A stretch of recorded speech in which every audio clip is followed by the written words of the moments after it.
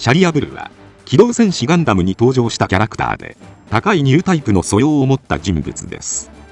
宇宙世紀に欠かせないヘリウム3の採取を行う木星船団の隊長を務めていたため、木星帰りのニュータイプというパプテマスシロッコにも似た要素を持っています。ただシロッコとは違い、高い才能を持ちながらも他者に対して柔和で実直な対応を見せる常識人です。一方で常識人がゆえにギレンザビによってニュータイプ部隊としてキシリアザビに対する牽制の意図も含め送り込まれるなど、政治的に利用されることに苦悩していました。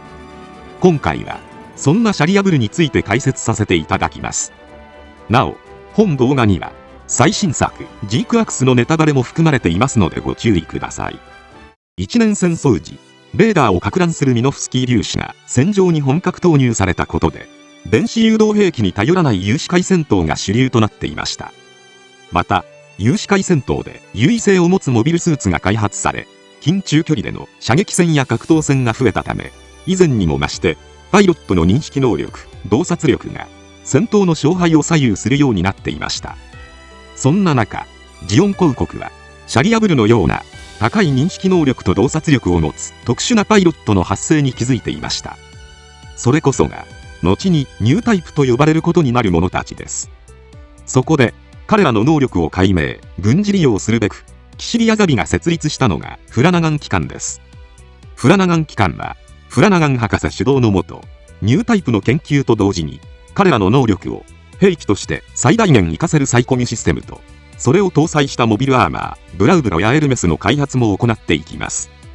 なお機動戦士ガンダム作中ではシャリアブル、ララースンといった自然発生したニュータイプのみが研究対象として描かれていましたが、第 08MS 小隊ではフラナガンが子供へ人体実験を行ったと見れる描写があります。そのためフラナガン機関は自然発生したニュータイプの研究だけではなく、人工ニュータイプ、いわゆる強化人間を生み出す実験を行っていたとわかります。なお機動戦士ガンダムガイデンザ・ブルーデスティニーに登場し、対ニュータイプ用システムであるエグザムを開発したクルストモウゼス博士ももともとフラナガン機関所属の研究者でした。そこまでして生み出そうとするニュータイプとはそもそも何か。その解釈や定義は作品によって異なりますが、宇宙世紀におけるニュータイプは思想家ジオンズム大君が提唱したジオニズムとともにその存在が予言されたのが始まりとなっています。地球とは比べ物にならないほど広大な宇宙で生活するために高い認識力や洞察力を獲得した新人類、つまり人類の革新というのが大君が語るざっくりとしたニュータイプ論です。しかし大君の死後、彼が提唱したニュータイプ論は歪められ、ザビ家の政治思想に利用されていきます。また高い認識能力を持ち、官能派を操ってサイコミュ兵器を使用することで常人を超える戦闘力を発揮する彼らの戦略的価値に気づいたキシリアは、フラナガン機関の研究を経てニュータイプたちを部隊として戦場へと投入しました。そしてレーダーが使えない有視界戦闘域において見えない攻撃で連邦軍を翻弄できるニュータイプの優位性はすぐに証明されます。しかしキシリアと政敵だったギレンはニュータイプ部隊が自分の立場を脅かし得る要因と危惧したのか、これを牽制するべく自らの手の内にあるニュータイプを送り込みました。それがシャリアブルです。シャリアブルは核融合のエネルギーとなるヘリウム3を運ぶ木星船団の隊長を務めていた男です。実直で物腰の柔らかい人間でありながら、ギレンのような目上の人間に対しても忌憚なく意見を言える度胸も持ち合わせています。ニュータイプは人の意志が感じられるがゆえにやや精神過敏な人物が多い中、シャリアブルの相手の考えを感じ取りながらも誠実に対応する姿が印象的です。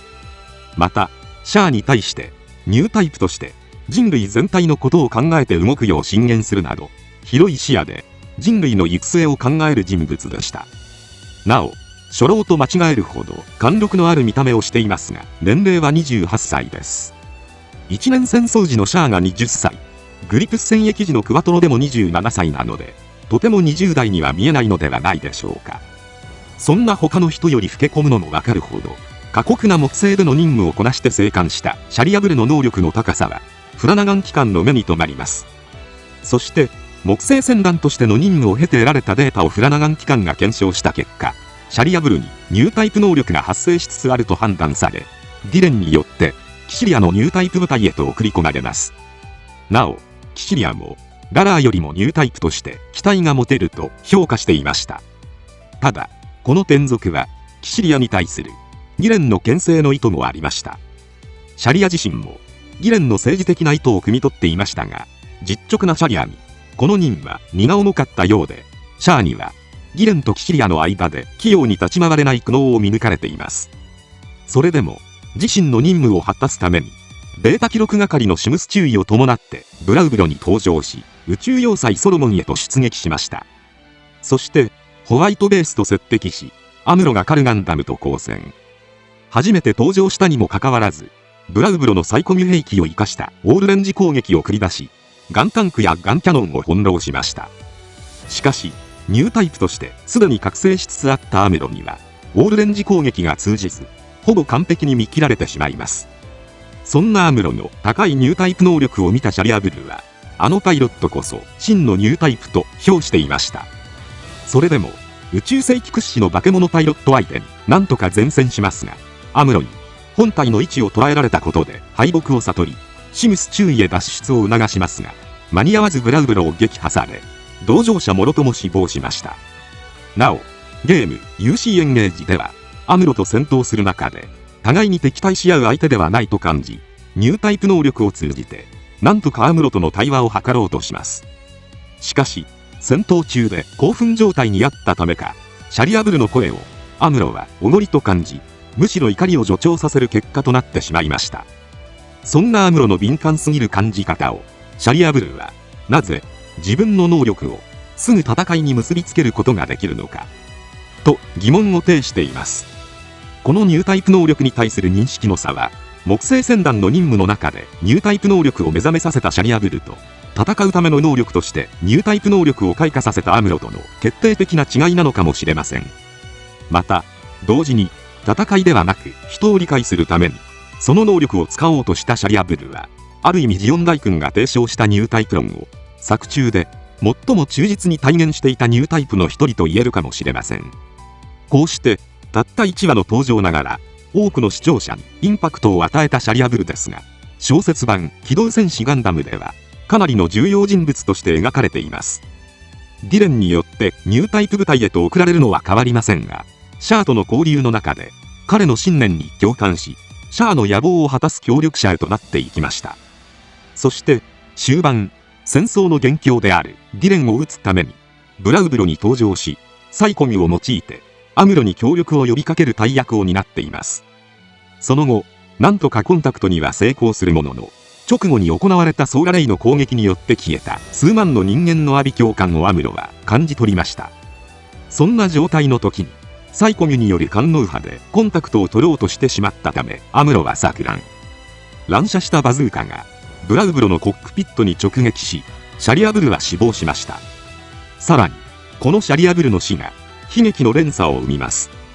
アムロはシャリアブルの死によってようやく彼の真意に気づいたものの、時すでに遅く、錯乱したアムロを援護するためシャアを攻撃したハヤトが反撃を受けて死亡。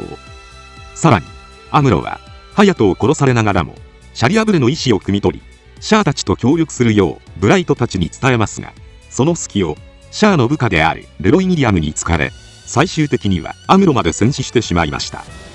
このように小説版のシャリアブルはアムロとの交渉役を担うだけでなく、その死が間接的に主人公の死まで招くという非常に重要な人物となっています。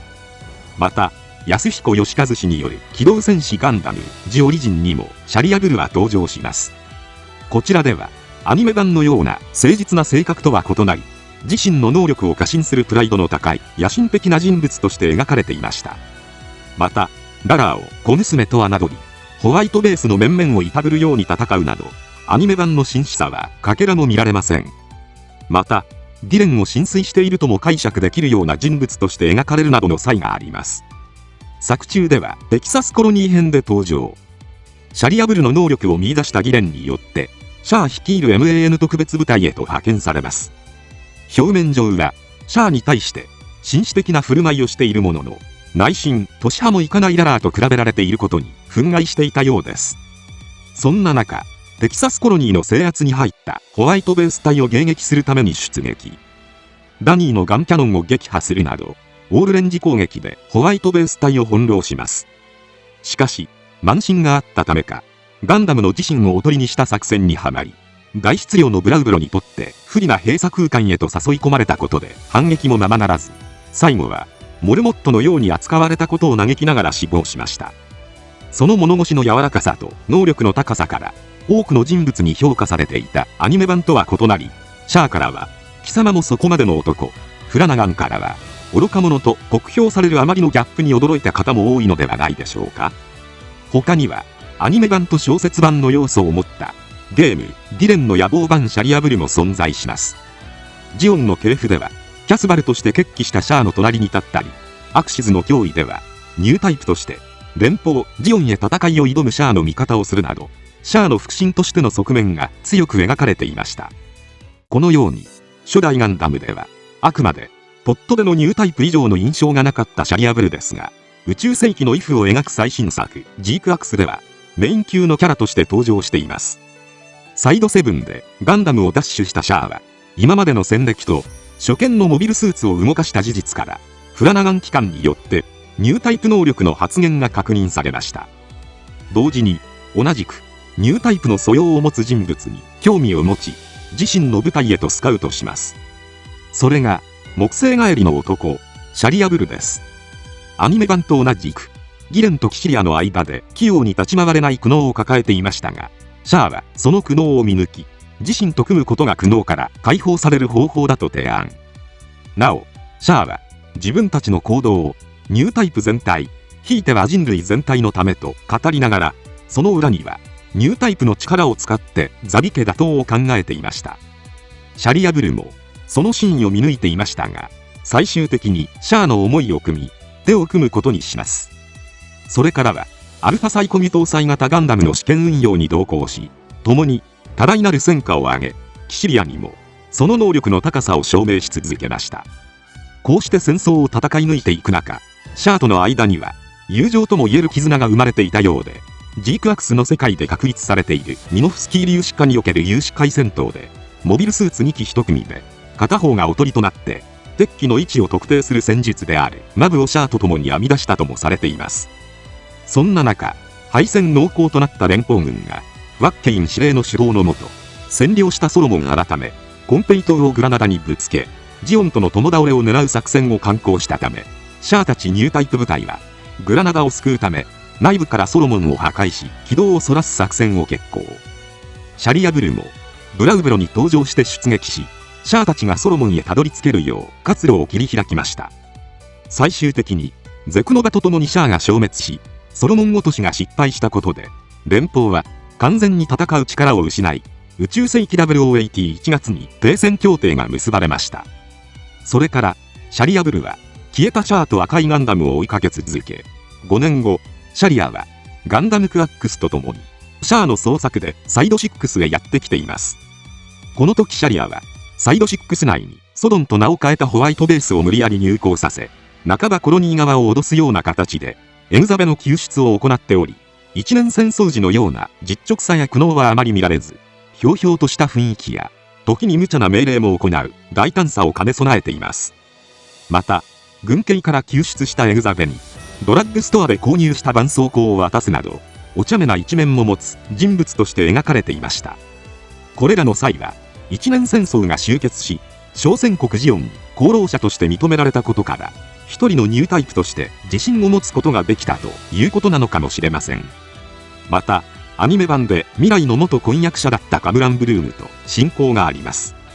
カムランは一年戦争時に中立を貫いていたサイド6の人物なので、戦勝国が中立国と交流を図るためにはシャリアのような柔和な人物が適任と判断され、親善使として活動していたので、カムランとシャリアは交流があったということなのかもしれません。余談ですが、シャリアの登場機であるブラウブロは打ち切り前の機動戦士ガンダム初期案とされる富のメモではゲルヌグというモビルスーツとされていました。そのため当初はサイコミを搭載した人型兵器だったのかもしれません。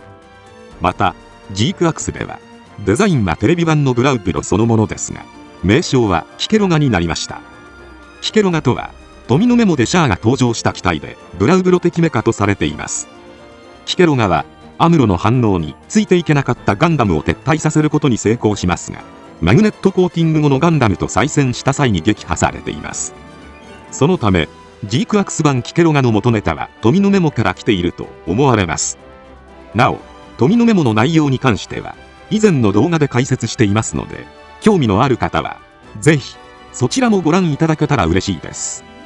今回は以上となります。チャンネル登録されるかはお任せいたしますので、もしよければ、もう一本動画を見ていただけたら、とても嬉しいです。最後までご視聴いただき、ありがとうございました。